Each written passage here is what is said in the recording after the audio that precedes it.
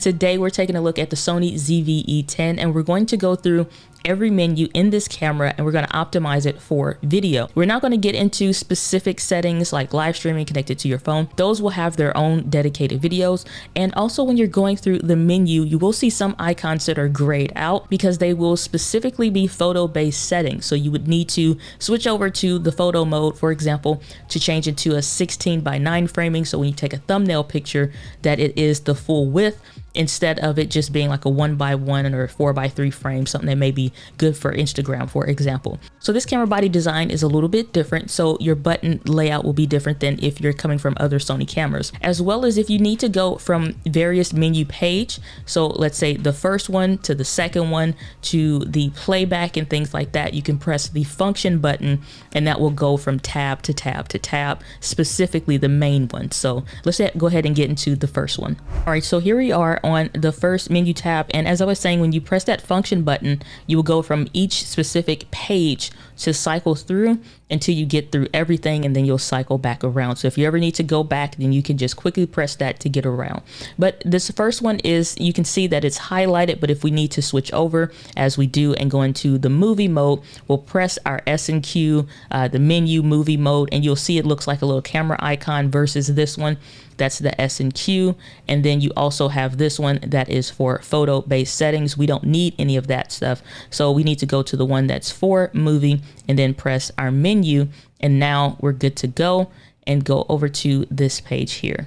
So you'll see that this file format says JPEG. Depending on what you decide for photos, you can use JPEG and JPEG plus RAW or whatever. It's fine, whatever you personally prefer to choose. JPEG is good. I like to put the JPEG quality in fine.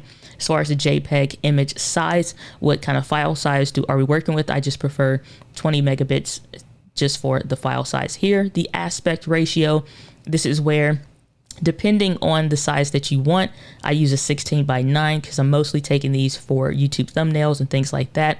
Whereas the 1:1 frame, it may be good for Instagram or somewhere thereabout, but we'll put that at 16:9 and go over to page 2 here. Long exposure NR here, I just have this set to on, normal, color space, sRGB. You really don't want to touch that. Lens comp here, you don't need to change any of that. Let's go ahead and go over to page 3. The shoot mode here is specific for photo, and you'll see that it has that camera icon that is not looking like the camcorder icon. That is going to be for photo based settings, so that's grayed out since we're in movie mode. So we'll skip these here, but if you want to go ahead and change these, then you can go into photo mode and pick those options specifically.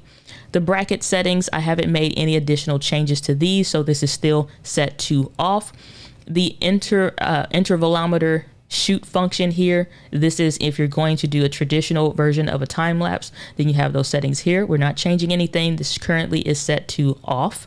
As far as the camera settings for the memory recall, this is something we'll come back to when we get to the My Menu. For now, let's move on to page 4.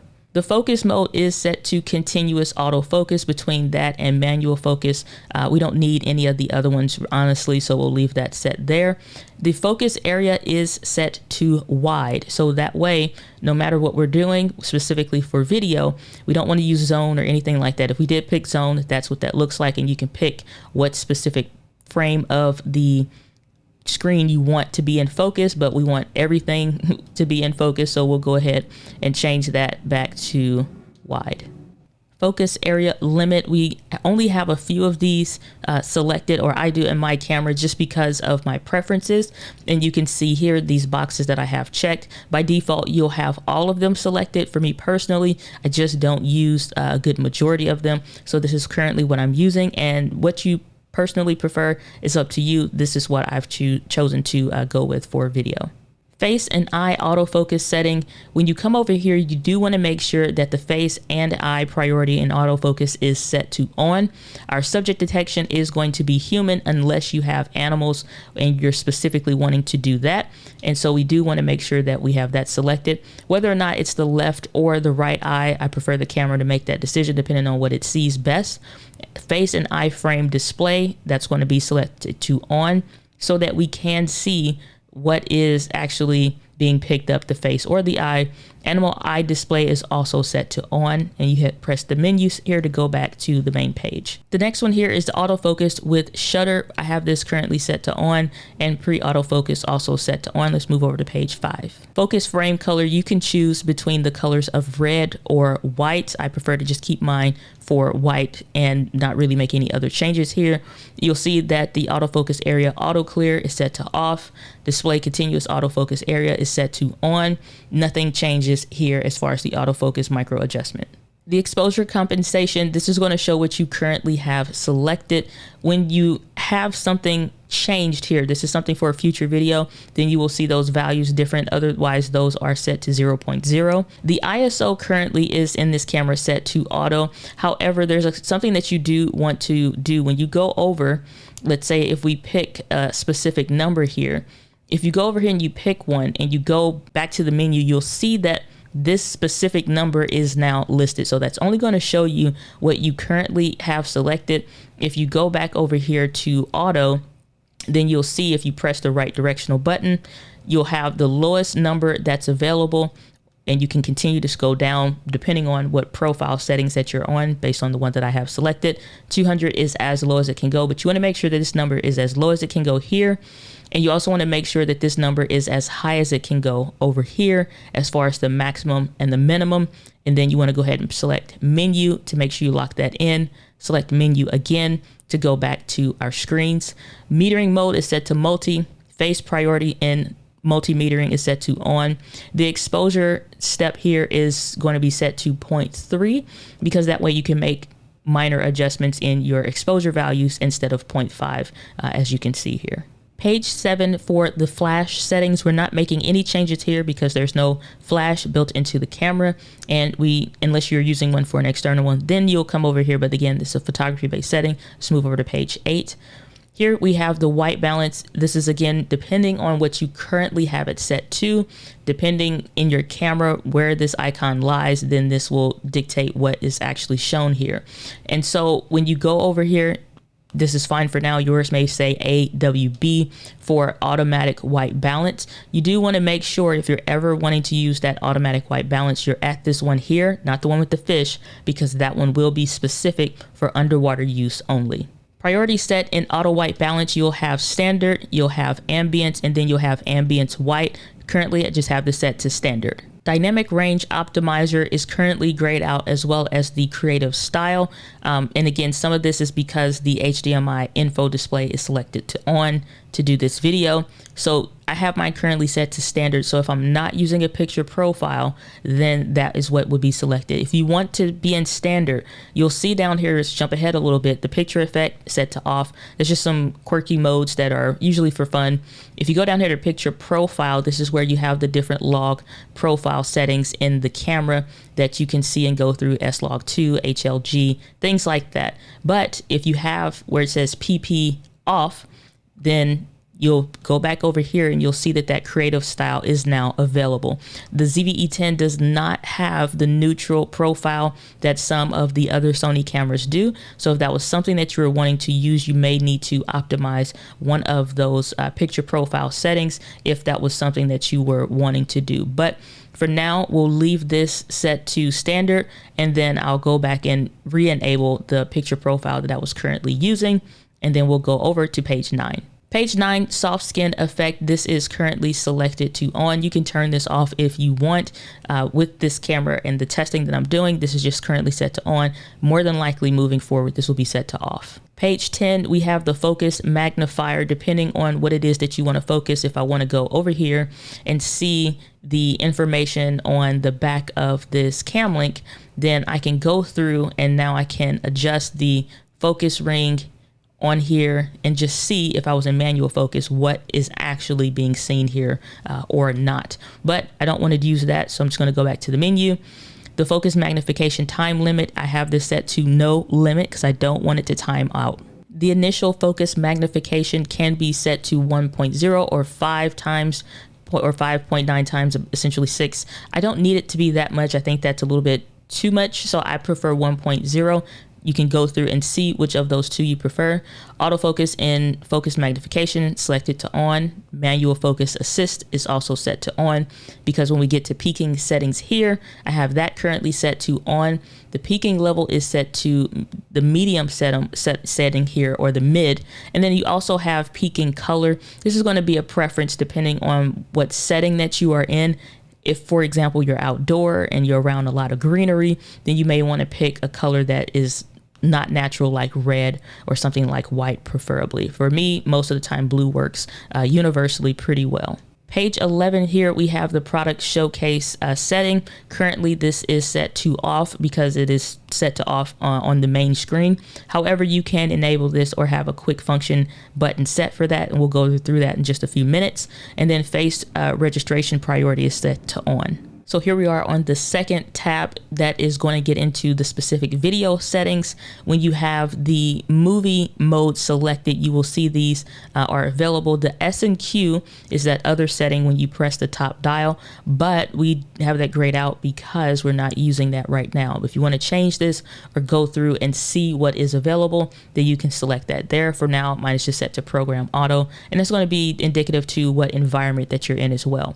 The shoot mode is currently set to manual exposure. For me, it's just something I personally prefer, but I want to come over here because if you ever want to try out aperture priority or shutter priority or go full auto in video, this is where you would do this. Also here, you'll notice that there's an intelligent auto setting that is available in this setting as well. So the top dial that you would traditionally see on other Sony cameras, this is where you're now able to access some of these, as well as the memory recall, which is something that we'll get into in a little bit. But this is something that's super neat and handy that I highly encourage you to use. That'll be super helpful. But for now, I prefer manual exposure because I will adjust all the settings for my camera. For your USB streaming option, when you come down here, you will see that you can use this, and this is what will come up on the screen if you're getting ready to go into USB live streaming with a data capable cable. For now, we're not going to, so we'll just go ahead and press that top dial button, and that will cancel that out and go back to our menu settings. If you go over here to file format, it should be XAVC HD, and you can make the difference between HD or 4K. For the purposes of this video, it's in HD, but I do personally prefer to shoot in 4K, and that's where I'll change that. As far as your frame rates, that's going to be called the record setting in this camera. Depending on what you personally prefer, I'm shooting at 24 frames per second, or you can use 60 or 30 frames per second. Or if you wanted to get into the super slow motion, then you can use that there. And then you can scroll up to get to the 50 megabits per second versus the 25 and the 60 frames per second. But you'll see what's selected denoted by that orange dot. And then we'll go over to, we're going to skip the S and Q settings because that is going to be dependent on what you want to shoot when you're using that. We'll do a dedicated video specifically on that, but that's currently what I have it set to, just so you know. Page 2 of tab 2, the first thing you'll see here is proxy recording. This is something that helps with the workflow in editing. Sometimes in Final Cut Pro or Adobe, you will create proxy files if your 4K video files are very large. Personally, with the work that I'm doing, I do prefer to keep this set to on because we do use these proxy files. But for most of you, if you're new creators, you'll want to set that to off. The autofocus transition speed, this is something that deserves its own dedicated video, but just so you're aware, that's set to 7. And then the subject shift sensitivity, again, another dedicated video, that's set to 5. That's going to be perfectly fine and very, very quick for anything that you're doing when it comes to video. So those are great. Auto slow shutter set to on, initial focus magnification set to 1, and audio recording should be set to on so that the microphone port works on your camera. Third page here is that we have the auto record levels, and when you select this, this will be representative to whatever it is that you decide in your camera, depending on what you use and what microphone that you have connected. So this will vary depending on the microphone that you have it set to. The audio level display, I do want that set to on so I can see that on the screen. Audio out timing, I have this set to live. It's a lip sync option here as well. That's available. We don't want to use that. We just want to leave that set to live. The wind noise reduction should be set to off. I've almost never ever used this setting because it introduces audio, just artifacts and weird noises. It's better to actually fix the audio before you actually use this, so this is always going to be set to off. Steady shot is currently set to active. So what you use in the camera is going to be based on what you're doing and which one you prefer. For most creators, if it's sitting on a tripod, you can leave this set to standard. It won't have any additional crop. If you do have it set to active, then there will be one. And just to give you an example of what that looks like, so you'll see what a little bit of that crop is. You'll see currently kind of what's in the frame based on just like the stuff that's on my desk. If we go over here and I quickly have this set where I can access this, we'll get into where you can set these. You'll see the difference between active versus standard when you are using your cameras and things like that. So also this is something that you can turn off if you are mostly having it on a tripod, but standard is just fine. There's no difference between off or standard. The steady shot settings, when you come over here, I have this currently set to auto. If you ever use manual focus lenses, then you'll want to go in here and need to make some adjustments potentially. But for now, those are fine as is. There's nothing that we're going to change. Marker display set to off. Marker settings, we're not making any adjustments other than emphasis display during recording so that you can see a big red frame across the entire screen. Then if you like that, you can have this set to on. I do personally prefer to have that on. The recording lamp, the tally lamp on the front, I don't need both of these, so I have chosen to turn this off. If you like that, you can leave it set to on. The movie with shutter, I do have this also turned to on because it's just a default for me personally, even though there's a big old record button on this camera now. I still personally prefer. So if I press it and I'm in a movie mode, then I can just start recording. Page 5 here, we have the E-front or electronic front curtain shutter. If you ever are turning on and off your camera and you notice that there's some blades that are kind of across the sensor versus you actually looking at it, that's what that is. This camera actually does not have where if you pull the lens off and it's still on, where it'll protect it and things as some other cameras do. But if you ever see those blades on there, that's what that is. It just so happened the timing was right and you got it where it's showing. However, that's set to on. Release without the lens, I have this enabled because if you're ever using a manual focus lens, that will become very handy. Release without the memory card is turned to disable and steady shot is turned to on. The zoom range here, you want to go through and actually select the clear image zoom if you plan to take advantage of that, and I highly encourage that you do. Otherwise, optical zoom only will be available. I never use digital zoom because clear image zoom crops in on the sensor and doesn't deteriorate the image. The zoom lever speed here, I have changed all of these to 5. These will by default be set to 3. I prefer to have these set to 5 just because it's for my preferences and whether the camera is recording or it's in standby mode. I prefer to have these set to 5. That just felt good to me. You can test through some of these other settings that are available, but I felt like 5 was the perfect speed for any video work that I may do. Here we are on page 7. When you click on the display button, all of these will be selected, but I prefer to have display all the information, no display information, to have a clean screen, and then have the leveler set. So no matter where I am or what I'm doing, when I set the camera down, I can make sure that it's even. And I've turned off for the histogram as well as for the graphic display. What you use here is a personal preference, but these are the 3 that I rock with. Zebra setting is something that we're not getting into in this video. However, currently on my camera, this is currently set to off. Some people find it helpful to have this set to 75, even maybe 80%. Again, this is a dedicated video that would have to be made on this. I don't think I'm going to make one, but if you want to see it, let me know. But we have this currently set to off. The grid line, I do use the rule of thirds, but you have other options available here. Sometimes I'll use the diagonal plus the square grid. Just depends on the nature of the work. For most creators, the rule of thirds is going to be the best one for you. The exposure setting guide, have that currently set to on. Live view display, that's currently grayed out, but it's set to setting effect is on. Auto review, I don't want to review any information right after I take a picture or something. That's currently set to off. You can turn this on if you do want to see like a quick 2 to 5 seconds after you take a photo or something. I don't prefer that. I'd rather just hit the play button if I want to see it. Page 8 of 9 here, this is where we're going to start to get into some of the customization of the camera. For the custom key options here, this is where you see photo-based settings, video-based settings here, and playback-based settings here, and then your quick custom function menu that you can access with the FN button on the back of your camera. But when you come up here to the custom key, I'll just briefly go over what I currently have set. For the trash can icon, that's currently set to the product showcase mode, so that I can turn that on or off. All of these other buttons already kind of have their own functions, and I don't want to adjust any of these personally. And so this is what they're currently set to.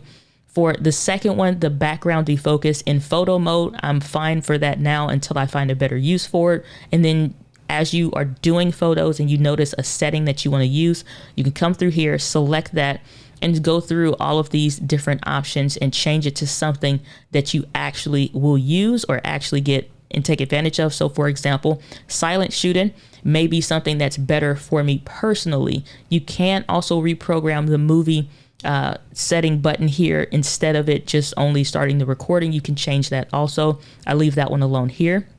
Page 3 is for if you're using any kind of Sony lenses that have a dedicated button on here, then you can change this to a specific thing. But for me, I just leave it as is. When you go down here to the video custom key settings, this that you'll see, follow the custom, is basically saying whatever it is in the photo mode, do the same thing here. And so on the rear, all of those are the same. Over here though, on the top dial, I always have that custom button set to audio record levels so that I can change that if I need to. If you want to change it to anything else, you can, but to find that specific setting, go to page 10 of 19 when you select that.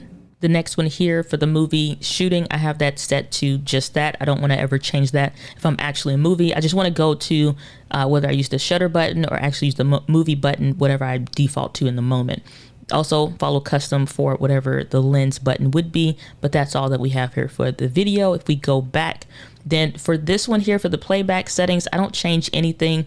You have the function button when you're reviewing an image or video. If you want to send that to your smartphone, I really enjoy that and use that a lot. And then also for the top, I leave those set to follow whatever it is in video or movie mode. When we go down here to the function menu setting, this will be exactly as you see here.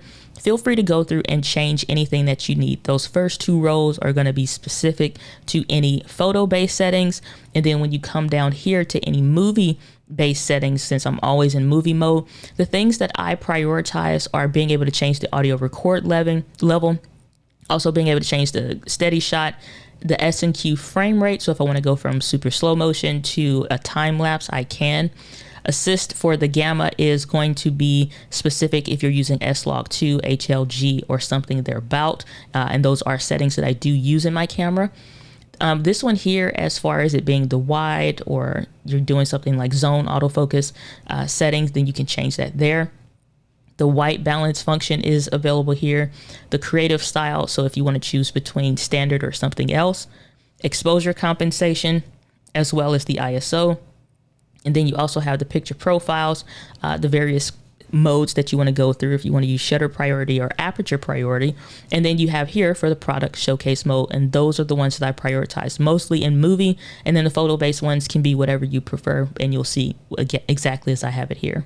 The dial wheel setup, as well as the dial wheel exposure value compensation, I have that set to off. I'm not changing anything on those two. And then here on the last page, the function of the touch operation is going to be specific. Again, it's something that's more photo-based setting. I'm not doing anything with anything on this page other than the audio signal. So when you start and stop recording, unless you prefer to hear that chime, then you can turn that to on. I don't like it, so I turn that to off. And then if we go over to the network settings, I'm not making any adjustments here.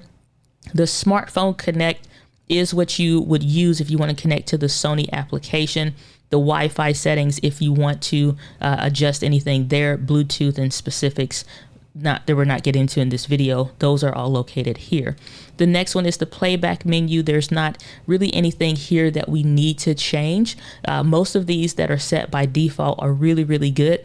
The only thing that you do want to make sure that's there is the display rotation. So if you do any vertical videos or if you do any horizontal videos, like for YouTube, then it's going to auto rotate when you're reviewing that and in your camera. The other thing that I really like is the display as a group. So if you ever take a succession of photos back to back in the higher modes, then you will be able to review it as a group instead of seeing a bunch of individual videos. So you can cycle through all of those that you spray and pray with, if you will. If you go over here, lastly, whether you see this as a suitcase or a toolbox, it's technically a toolbox. I call it a suitcase.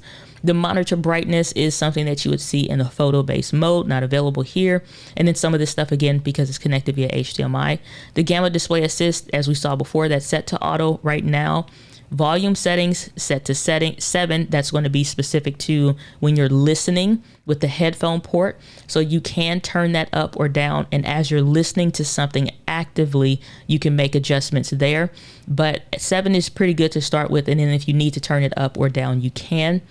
Delete confirmation. If you ever want to get rid of something, a photo or a video file, I would prefer that the option that's automatically selected is cancel instead of delete, so you don't accidentally get rid of anything. Display quality is set to high instead of standard. And then the power setting option, you do want to make sure that, for me personally, I prefer to have the power save start time set to off instead of it timing out at 30 minutes. But if you do want to have it set where at 30 minutes the camera will go to sleep, if it's not in use, then you can. For me, if I'm doing long recordings and things like that, I do not want that selected. So you'll go back here and leave that set to off unless you want it set to something else. The PAL NTSC selector, this is only going to be handy if you are going out of the country and they are going to use the PAL setting, so you don't get the black frames rolling through when you look at a particular light or lamp or going indoors that use some kind of lighting. So you'll switch that over to PAL when you go out of town. If you're in America, it should be an NTSC. Cleaning mode is going to clean the sensor for you. You want to tilt that camera face down and then enable that if you need to. Touch operation is set to on, so we can tap for tracking. The TC/UV settings, something that is way more advanced. If you're just setting up the camera, you don't need those right now, but it's an advanced setting, but it's really, really neat. HDMI settings here. This is going to be where you come in and select if you want to do 2160p or 1080p, or if you want to have it set to auto or 1080p. If you have a cam link that's an older one, or maybe a generic one that is 1080p, then select 1080p here. You don't want to do 1080i. That's for interlace. That's something that's, you probably don't have that issue. For me personally, because I'll rotate between 4K and 1080p live streaming, then I'll do this here. Also, when you go back to your camera screen here for the HDMI settings, you'll see that the HDMI info display is set to on. That is only for the purposes of this video currently, but you want to make sure that that is set to off. Whether or not you use 24 or 60 frames per second on the output is a personal preference. I currently have mine set to 60.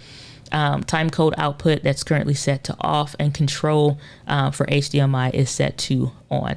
Page 3 here, we have USB connection where it is set to auto currently. These are things that we will change moving forward on this particular page when you get into specific live streaming settings and different dedicated video. For now, the USB LUN setting that's set to multi. USB power supply is set to on so that you can charge your camera using USB-C. Date and time, language, and all those things are going to be specific to your general location, which you probably already did when you first turned on your camera. The format is if you need to clean your memory card, do this every time you put in a new card or a regular card that you're using, so you don't get any kind of issues or defects or what have you with your memory card. So do that every time you put in your memory card in your camera. It'll tremendously help.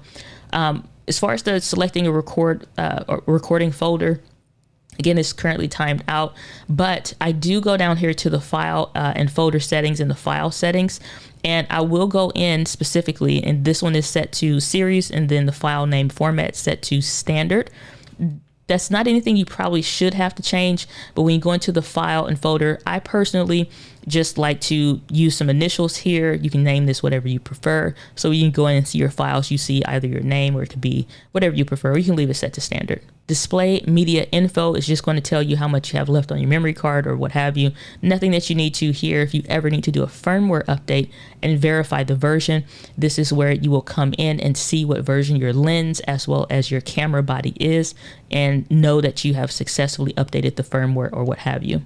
And if you ever want to reset your camera back to factory settings, then this settings reset is what you would click on here. Lastly, we'll go over to the My Menu.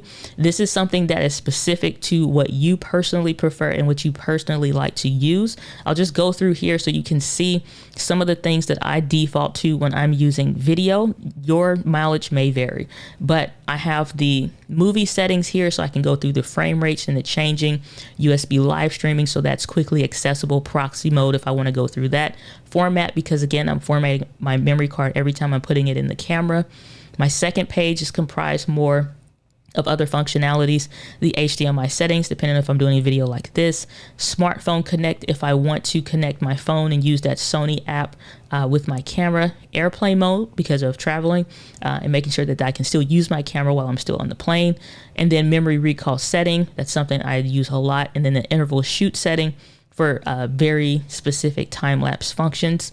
You go over here to page 3, I have the priority set and white balance set to standard, different things that we talked about already.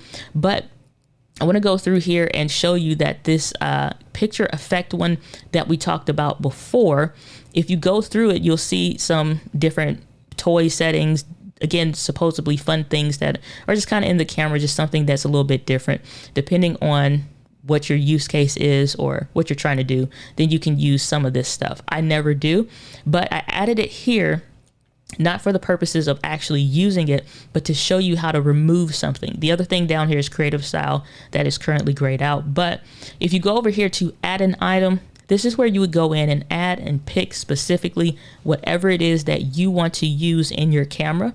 But if you want to delete something, you can also reorganize it by using the sort item. But if you want to delete something, then I'll select delete item, and then it'll say what my menu page are we talking about here.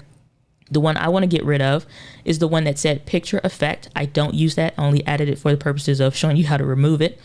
And then I'll select it. It'll ask me if I want to confirm the removal. I'll say yes, and you'll see that it's gone.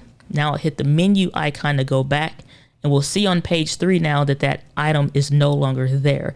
So you can always reorganize or sort things if we select sort item, and then we go back and I say, oh, well, I want to take and put, let's go back here, the memory recall and move that in front of the airplane mode. And I'll select it and it rearranges it. And then when I'm done, I can go back and hit the menu, and you'll see that when I go back over here, instead of airplane mode being number 3, that the memory recall is. But that's pretty much all that there is when it comes to the My Menu.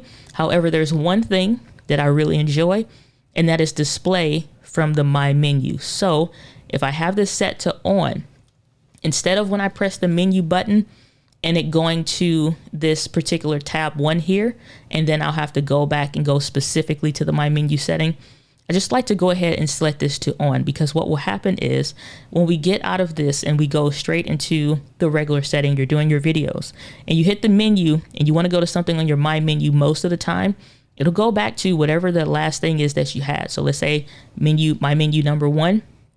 If I go back to my shooting mode, hit the menu icon, then it'll go back to the My Menu instead of the regular menu. Really, really enjoy that. I think if you are new to using the Sony cameras in general, or this is a first camera for you, usually whatever it is that you put in the My Menu are things that you can quickly access if you want. You can still get around to those other ones. It just makes sure that when you come out of reviewing footage or looking at a video or creating one, you come back to the most helpful settings that you have in your camera. So the Sony ZV-E10 is a super helpful camera, but if you're not leveraging the live streaming on this camera, then you're really missing out, as well as some of the clear image zoom and other features in these Sony cameras. In the next video, I'm going to be walking you through the difference between the USB live streaming and how to do that versus using Ecamm, and then you can get 4K with your USB live streaming.